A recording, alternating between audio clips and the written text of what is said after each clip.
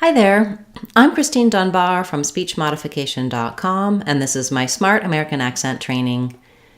Welcome to our Saturday live question and answer class. Please feel free to, to put your questions in the chat at any time, and I'll answer them for you live. You can ask me about American English pronunciation, fluent speech, intonation, American accent, whatever you're struggling with. I'm happy to help you improve your communication in English. Excuse me. At the start of class today, I'm going to cover a recent request from a viewer, and this viewer wanted to know how to say phrases like went on and don't go in fluent speech. So how they link, how the sounds are in these words. So I've come up with a few phrases to show you where the focus will be on these particular sounds, but also just that fluent reduced speech, where we can link things together, how sounds change in connected speech. So first of all, looking at the phrase went on, if I just say the word went, I'm going to say the n and the t sounds, and the word on, went on. But in fluent speech, I typically will not hear native speakers say went on. There's no break between these two words. So they'll either keep that T of went and they'll say went on. For example, I went on, I went on. Or also very common is to drop the T of went because the next word starts with a vowel. And so we're stressing on the when part, and then we're just linking from the n right to the vowel of on. I went on, I went on. This is also happens in the middle of words. For example, a word like interview, we will often say that more like inner rather than inter. It's okay to use the T, went on, interview. That's normal, it'll be understood, but you will hear native speakers often dropping those T's in NT clusters when they're in the middle of a word or the middle of a phrase like went on. So I went on, and I added, just to make it a natural phrase, I went on to do it, I went on to do it, where we will link this as well. So I can do I went on to do it, where I would have a reducing the O to a schwa, to do it. As I link between do and it, I have a little bit of a vowel to vowel linking there. So you'll hear that my rounded oo, I naturally glide into a w sound, do it, do it. You don't need to add that W there, but you don't want do it. No break between the vowels, just naturally glide them, do it. I went on to do it, I went on to do it. Went on or went on to do it. Sometimes also when we move from an N to a T, we're going to flap that T. It'll sound more like a D. Went on to, I went on to do it. We're stressing on the do, I went on to do it, in this phrase because it's the last content word towards the end of our phrase, with a little bit of stress on the went word as well. I went on to do it. Actually, on the on of went on, because went on is a phrasal verb versus went in, went over. We tend to stress, we need to stress on the preposition, the small word, because if I'm just saying I went is the important word, it's the verb, it gets the stress. But in order to hear the meaning of went on, went in, went over, we stress on the preposition of the phrasal verb.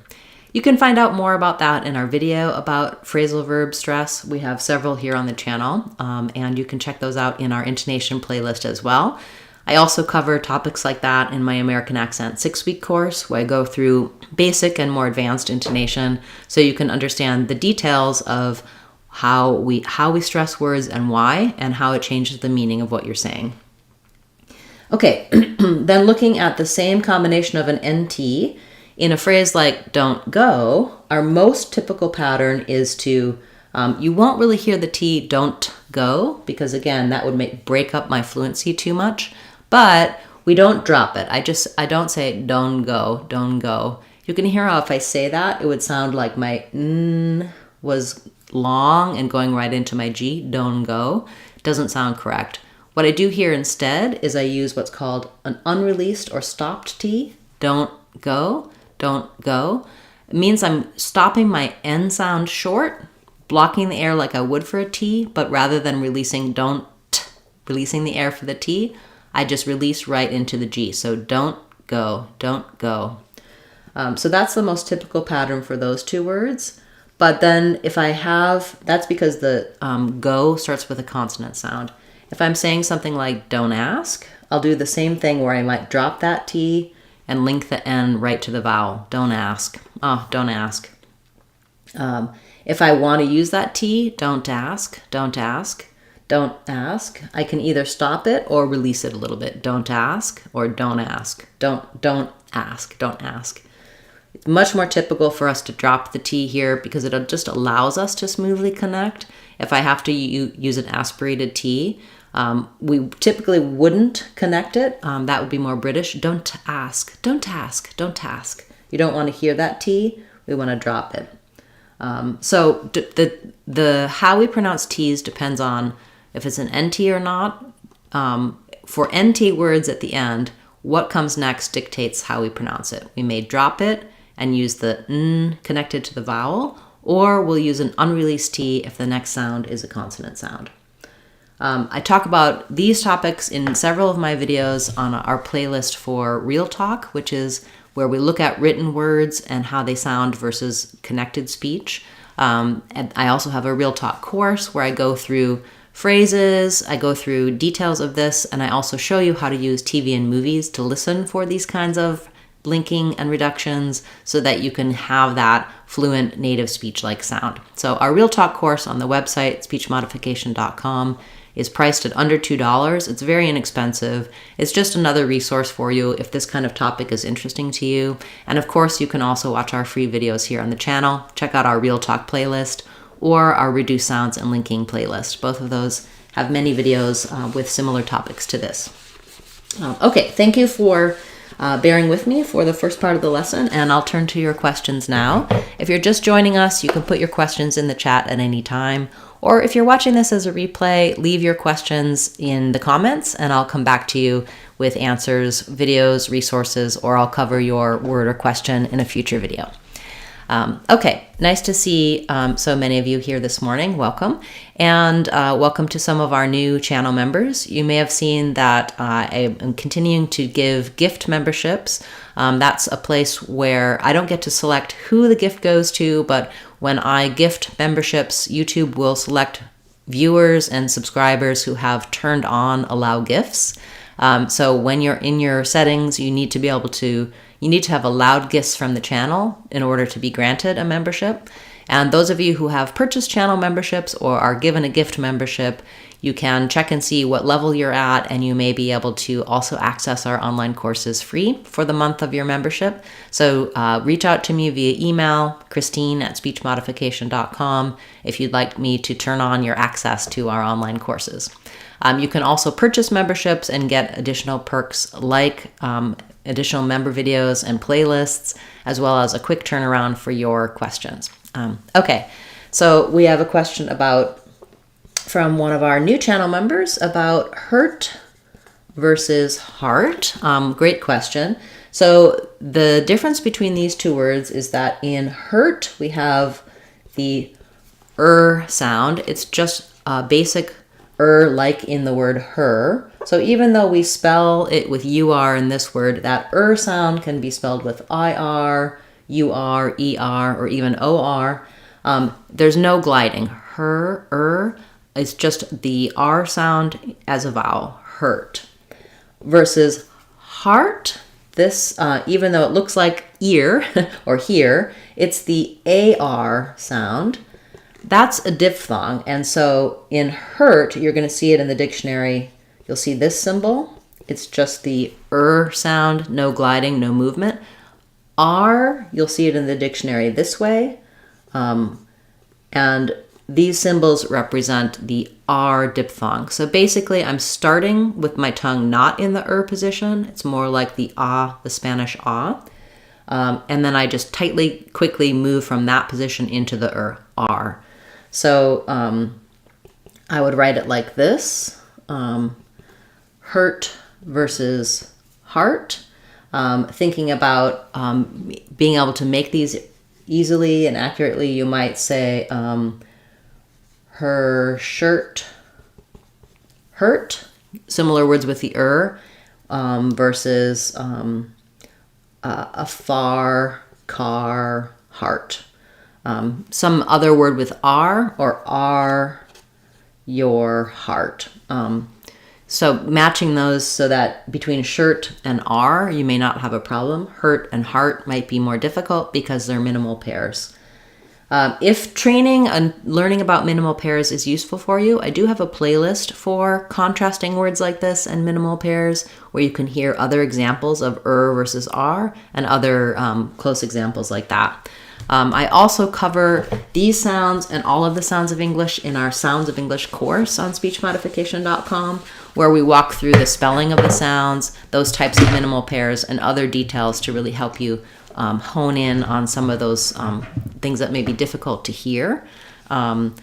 Often our accent will affect our listening as well as our speaking. So being able to differentiate them when you're listening will help you differentiate them when you're making them. Also understanding what's happening with your tongue as you're making sounds or with your mouth as you're making sounds allows you to visualize those differences as at the same time as hearing them and producing them correctly. Okay, great. We have a question about the word Führer. That's not an English word. It means leader, and the U diphthong is made with the U shape and the E tongue. In English, we would probably say Führer, like Führer. It's a little bit different in German. Okay, kind of a word that we tend to avoid these days because it's associated with Adolf Hitler, who is obviously someone that had a horrible place in history. It is a neutral word meaning leader in German, but nowadays I would say we don't use it so frequently in English just because of that negative association from the past. Okay, we have a question about the word assuaging. So assuaging. This one is definitely a little bit odd in terms of how it's spelled and how it sounds. So the UA, sue, it is kind of like an ue, but I can just write it with a WAY. The first letter A is unstressed. So the stress falls on the second syllable here. So my first letter A will be a schwa sound. It sounds like And then this G, letter G, will be the J sound, like in jump. And then I have an ing ending. So I would think of it like assuaging. We're assuaging her fears. That's doing nothing. It's not assuaging my concerns. Nice word. Thank you for that suggestion.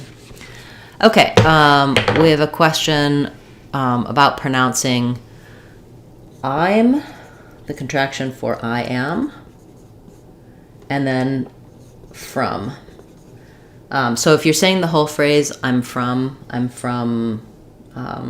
Seattle, the I'm, we have the I diphthong here. It's just like the same I as in my eye or right or night, with an sound, I'm. And then from, letter O says the schwa, the sound. So just I'll rewrite that with letter U. So thinking about I'm from. Often in fast speech, I'm can almost get a little bit reduced. So the full version is the diphthong I'm. In fast speech, I might lose a little bit of that diphthong. It might sound a little bit like I'm from. I would aim to say that whole I'm, because if you go too far to I'm from, it'll sound Southern. I'm from Texas versus I'm from Wisconsin. I'm from California. So just notice that you may hear a little bit of reduction of that diphthong I, especially in the South, but just generally in fast speech. Because if I'm saying I'm from blank, that's always going to be the most important word in this phrase, and the I'm from is going to go by quickly, which is perhaps why you find it difficult to say it, because we don't have a lot of time there. I'm from. You can hear how the vowel is not very clear. If I'm saying I'm from there, I'm stressing too much on the I, so I really want to be fast on it, and you may hear that that vowel gets a little bit reduced. Let me know if that was your question, kind of how to do that in the phrase. But that's a lot of detail about those simple words. But oftentimes it's those simple, quick words that we struggle with because they do go by quickly, and you can hear how a native speaker may be saying something that sounds slightly different than if I'm just saying the word I'm or I am. And I do definitely recommend using I'm rather than I am because it flows more smoothly. It's not informal or unprofessional. Contractions are a big part of how we connect words and speak fluently in English, and they're professional. In writing, we use them in writing as well, but in speaking, 99% of the time, we use contractions as opposed to saying the two words I am or other contractions, other prepositions and verbs like that. Okay. We have a question about 8/8, if you say that together. So 8/8.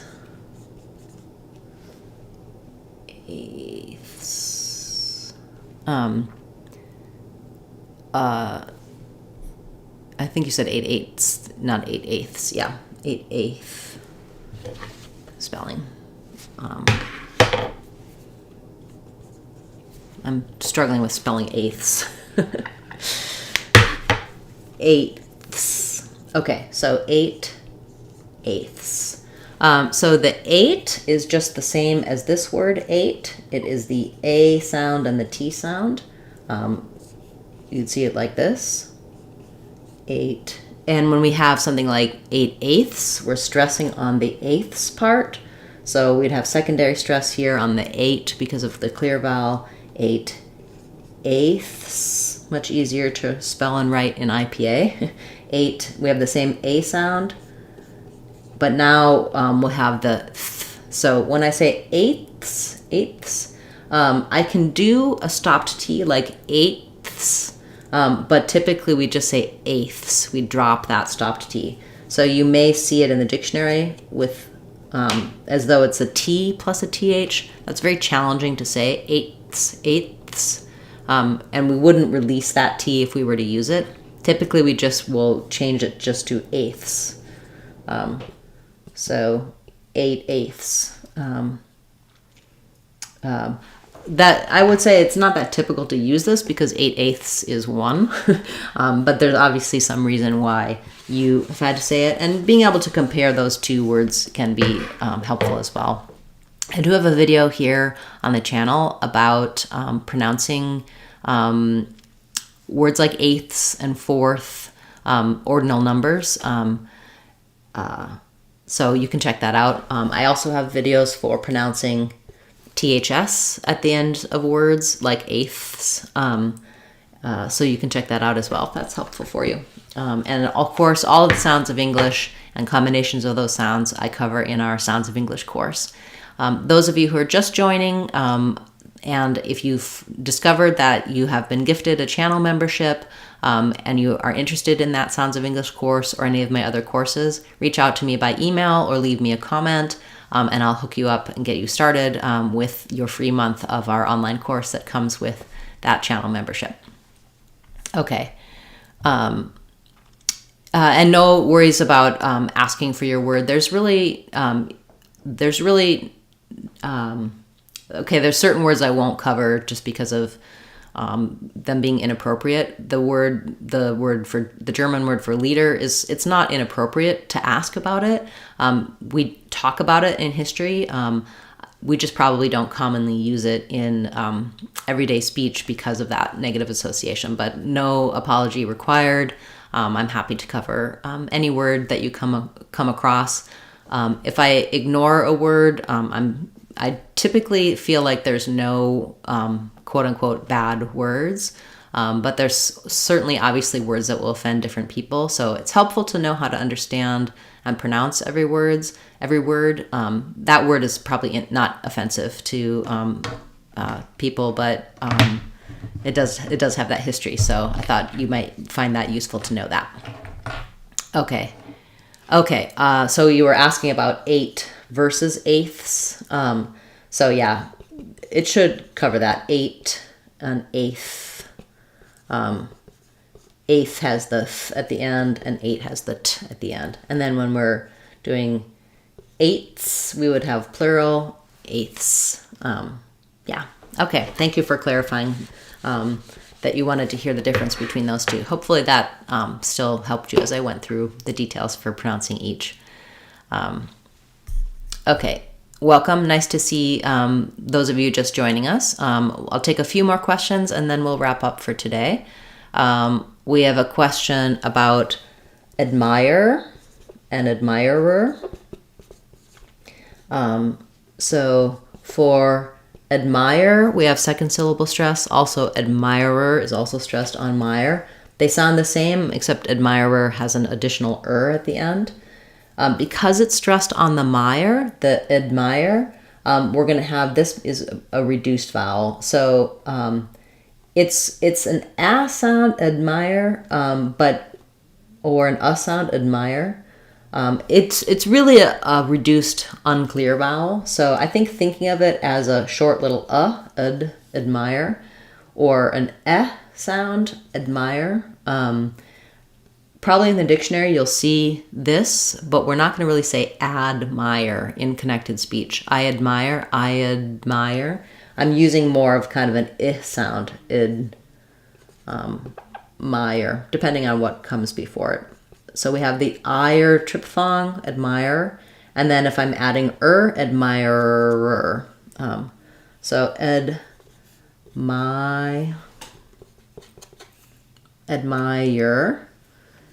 or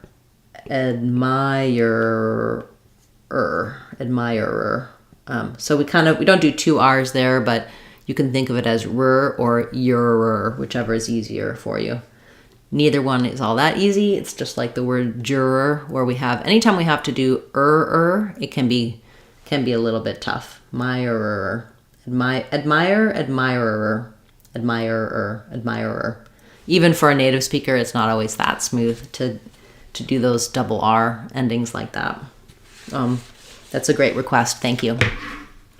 Okay. It's wonderful to have so many positive, great questions today. And hopefully that part at the beginning where we were talking about the words don't and went, how to do the NT and how to link them, that you'll find that useful for fluent speech. Next week, we won't have our live class on Saturday. We'll be resuming in 2 weeks, but we will continue with our daily Word of the Day videos. Feel free to leave questions, comments, and suggestions on this or any of my videos, and I'll add your words to my list to cover in a future class. Thanks for being a part of class today, and I look forward to seeing you in our next live class in 2 weeks. I'm Christine Dunbar from speechmodification.com. Remember, if you want to sound like a native speaker, you can do it. speechmodification.com. Bye, everyone. Thanks for a great class.